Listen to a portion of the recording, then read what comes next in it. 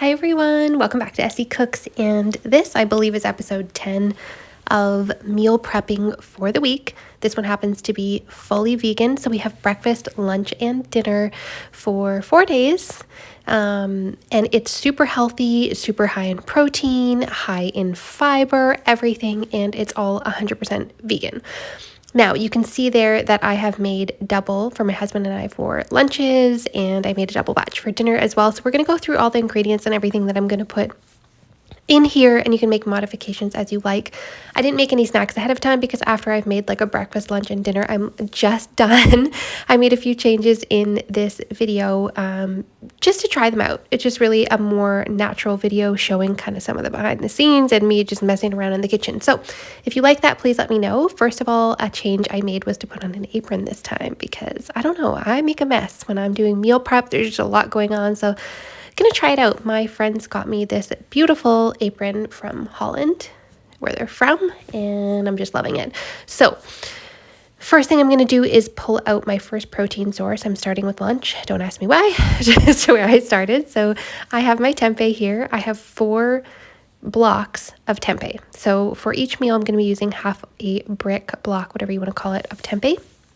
One trick is to steam the tempeh before you bake it or fry it. This is going to reduce some of that bitterness and some of that weird tempeh fermented flavor that some people don't like. Honestly, I do think it tastes better, but I even don't mind like skipping this step just because I don't mind that fermented kind of whatever funky taste that it comes with. But if you are sensitive to tempeh, definitely try steaming it. It does help. I mean, it still tastes like tempeh. Some people like it, some people don't. This is something you could probably swap out for tofu. If you have questions about that, just let me know in the comments below. Now, I'm going to preheat the oven to 400 degrees, and I cut my tempeh up into these nice little bite-sized pieces. I'm kind of making them like a smoky, bacony flavor for the salad. I've been obsessed with this lunch, so I'm going to grab for my spices some smoked paprika, which you always need that smoky flavor in my opinion. It's just so good on tempeh and tofu. It gives it a little bit of just that delicious smokiness when we're making a vegan dish like this. Now, I've got a small mixing bowl, and I've got soy sauce here. If you're gluten-free, just use a gluten-free soy sauce or a tamari. I'm double batching it, so I'm going to use like half a cup, but you could use a quarter cup if you're just single batching it. And about 1 teaspoon of maple syrup per serving, like, I don't know, 2 tablespoons of maple syrup for this double batch for 8 servings. And about a teaspoon, so 2 teaspoons for this double batch of both smoked paprika and onion powder. I'm not perfectly measuring it here, but you're certainly welcome to, and the recipes are all up on the blog, so you can check that out if you want exact measurements. But honestly, like I said, this time I'm just kind of showing how I usually work in the kitchen when the cameras are not on. Yeah, if you want it more exact, please let me know. I have all the exact measurements for you. So I'm whisking that up now. This is just me getting a little bit ahead on my dinner item while that tempeh is steaming. So I've got my carrots here. I really only need like 1 large carrot per serving, and I'm making a double batch. But I had a couple extra carrots, and I was like, oh, I'm just going to use them because I'm trying to clean out the fridge. We just had a bunch of company here. I'm trying to refresh, all that good stuff. So I'm going to grate them up really finely in the food processor because I'm lazy to chop them or grate them. You could totally grate them. It's however you like. This is going to be going into our quesadillas. Just have a little bit of veg in there. That's why I like to add carrot to it. Kind of sweetens it up a little bit, and it's nice to have some vegetables in there as well. This is how finely I did it. You can just regular grate it if you want. I'm just going to set that aside. And I'm going to pull out a big mixing bowl for my tempeh so that I can mix it in with the sauce. I think that's just about done steaming. I steamed that for about 10 to 15 minutes, and it's pretty easy. And like I said, it really improves the flavor, and honestly, I do find it kind of helps to absorb the marinade a little bit better. I don't really leave this to sit to marinate when I'm making my meal prep. Honestly, this lunch is just so fast, easy, and high in protein, which I love. So I'm going to dump that sauce I made earlier. It's kind of like I said, a smoky, bacony, almost like tempeh bacony flavor. Of course, it doesn't taste exactly like bacon. A vegan substitute never really does, but it's just to give you an idea of what it kind of tastes like. So I hope you guys love this. I think this is just so good on salads, and it's easy, and that's what I love. So you can even buy the tempeh that's pre-seasoned, that sort of smoky, bacony flavor. So that could make your life even easier because we need some fast, fun, and easy ideas that taste good.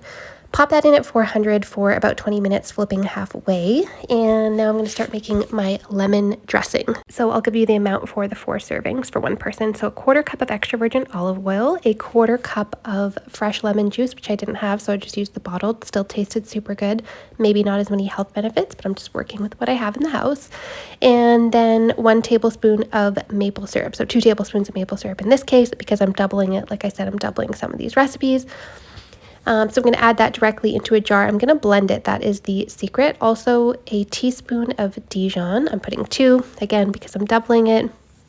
Blending it really is the secret trick to making it a bit more smooth and creamy. So I'm going to add salt and pepper in there. Now, if you're leaving your dressing on the side, which I would highly recommend, otherwise your salad is going to get super soggy. Sometimes the oil kind of separates from the lemon juice and everything. So just give it another blend throughout the week if needed. You can even add like a little bit of cold water to it halfway through the week if you want to thin it out a little bit. I don't usually need to, but yeah, just keep that in mind. I'm going to taste the dressing, make sure I like it. Oh yes, that is super good. I just love this lemon dressing so much, and it's so easy.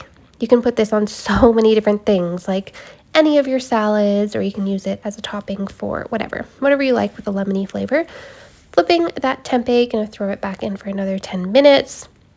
It's more of like a dry tempeh recipe rather than a saucy one. I do have a saucy one if you want that. Let me know in the comments. I can give that to you. It tastes amazing with this lemon dressing salad situation as well, if you don't want this drier tempeh version. Okay, and now I have my containers to throw the salads in. Honestly, these are just like leftover takeaway containers. You don't need anything fancy to meal prep. Like, you don't have to spend a ton of money getting all these different containers, although I do have quite a few. I got this pre-made spring mix that was pre-washed, and I just threw it in a bag with a paper towel to keep it fresh. So that is a hack that I love to use. And just getting salad mixes like this on a busy week, honestly, I find it so helpful. I hope you like that tip if it's not something you already do. And when they're pre-portioned out, I'm actually going to eat them. That spring salad, if I don't pre-portion it out, it's just going to sit in the fridge and do nothing, right? I don't know if anybody else is like that. Let me know. So you can see, look how good that came together. Usually I like to let the tempeh cool a little bit before putting it in with the lettuce, just so it doesn't get like kind of cooked and soggy, because gross, right? I only like to make 4 at a time because I find beyond that it's just not really fresh. So when you're ready to serve, you can go ahead and add just like 2 tablespoons of 2.5 tablespoons of that lemon vinaigrette directly on. Super delicious. Now I realize this lunch doesn't have a carb, but don't worry, we're going to be getting plenty of carbohydrates throughout the day. So yeah, if you want to add a carb to that, you certainly could. Like some chopped up sweet potatoes roasted would be really good. A little bit of quinoa, a little bit of whole wheat couscous, whatever. You could certainly add that. But I was just keeping it super simple. Now I'm going to make protein pancakes. These are completely vegan protein pancakes. I am just making these for my husband, so I'm just going to make 4 servings total. So that's 2 cups of oats for the 4 servings. And I'm going to grind that into an oat flour. If you already have oat flour, you can just use that. And then 4 scoops of protein powder. So I'm using this one from Costco, like an organic plant-based vanilla protein powder. You need to like the flavor of your protein powder with this recipe because it's very protein powder forward. Okay, so just keep that in mind. If you don't like the taste of protein powder, these might not be the ones for you, but I do have a silken tofu pancake recipe, which is pretty high in protein, not as high as these, but still really good. Let me know if you want that. Then I'm going to add in 2 teaspoons of baking powder. I'm going to add in cinnamon to taste. I like a lot of cinnamon, so does my husband. Put a lot of cinnamon in there. And then I am going to add soy milk in here because this is extra protein. If you're using almond milk or something like that, there's just no protein in it really. So soy milk unsweetened is a really great source of additional protein. So I'm going to add 2 cups plus a couple more tablespoons of soy milk. If this batter is too thick, which it should be thick, but like honestly not too thick, you can add a little bit more soy milk and blend it up, no problem. Now I'm going to add in 1 teaspoon of maple syrup per serving, so 4 teaspoons. This is going to help with the browning. You could skip it, but they're not going to brown as nicely in the pan. Now I'm going to blend that all together until it is all nicely mixed up into a nice thick batter. So like I said, it should be pretty thick. You're going to see how thick here in a second. But if you can't even plop it on the pan, you might have to thin it out. I'm just going to put like half a teaspoon of extra virgin olive oil for a batch of these that I'm cooking. So I've got a nonstick pan on medium heat. I feel like you do need nonstick for this. And just kind of plop on a 1/4 cup of that batter per pancake. Look at how golden brown and nice those are looking. So see how easy it is for me to flip even though I'm like holding the camera and shaking it everywhere. These are actually really easy to flip when you use a nonstick pan. And I know nonstick pans aren't the best, but in some cases I feel like this, I do use it. I prefer to use cast iron, but for these I would recommend that you use a nonstick just because they can be a bit sticky. So you can see how they are shaping up really nicely there. Cook them about 2 minutes per side. You want to see them lightly browned on the edge, couple bubbles. The same kind of routine with all of your pancakes. And then you can put whatever toppings you want on them. Some people like to put peanut butter, some people like to put berries, or you can put like a healthy chia jam on top. Maple syrup is always a Canadian classic. We cannot have it without maple syrup. I put even a little sprinkle of powdered sugar on there just to make it look nice. And separate those out in between 4 containers. I think these have like 33 grams of protein per serving, which is amazing. So these are definitely high in protein. And you can just like, if you weren't wanting to eat quite as much, you could split this into 5 days. These freeze beautifully as well. You can put these in the freezer just in between pieces of parchment paper and then reheat them. So they're really great for meal prep, but like I said, make sure you like the flavor of that protein powder. That is very important to note. Now I have these Pyrex containers. I'm not sponsored by them or anything, but I did get these off Amazon. They're like meal prep Pyrex containers. They're not very good for on the go. So if you're taking this on the go, these lids do not snap on. So they're great for home use if you're working from home, but if not, then I would recommend something different. They don't travel very well, depending on your bag and stuff and how you're commuting. So next up, I am going to make some high protein bean quesadillas, which are so delicious. So I'm going to start with 2 cans of black beans. Again, I'm going to be making 8 servings here. I don't know if it actually totaled to 8 servings. We probably got like 3 or 4 nights out of them. And of course, my girly Amika here is going to get her beans. She loves to have a couple black beans or any beans that I'm opening. And next up, I'm going to put about half the beans into a bowl here. And I'm going to mash them up. I don't want everything mashed. I mean, it's totally up to you. If you want it all mashed, do it. If you want a little bit of texture, leave half out. This is going to be totally up to you. So you can see here, even the way I mashed it, it's like a bit of a rougher texture, and that's totally fine. Just like that. And then we're going to add some seasonings and things in as well to make this taste super good and make our filling actually stick into our quesadillas here. So I'm going to pull out my nonstick pan again for this. I'm going to add like a tablespoon of extra virgin olive oil, and I chopped up some walnuts as well. So I'm going to be adding the walnuts, I think like half a cup of walnuts or 1 cup of walnuts for the whole thing. Toast those up in the pan for 2 to 3 minutes just to make them super delicious. And then I'm going to start adding in some spices. You can add in half of a freshly diced white onion, yellow onion instead of onion powder. I'm putting 2 teaspoons for the double batch, and also garlic powder. You can put like 3-4 cloves of fresh garlic if you want instead, but I'm just trying to make this super fast and easy because it's meal prep and I just can't be bothered. So then I'm going to add in like a tablespoon or 2 of chili powder and a teaspoon of smoked paprika. All the exact measurements will be on the website, on the blog, essycooks.com. So if you need those, please let me know. I'll put them up on the screen too. If I'm talking and giving the wrong ingredients, I am sorry. But on the screen will be the correct ingredients. So just look for that. Then 2 tablespoons of tomato paste. Then I'm adding in those carrots. So this is how much carrot it should be. But like I said, I double batched it. So I just added them all in to use them up. Now we're going to add in our vegetable broth so that this can simmer and the flavors can all meld together.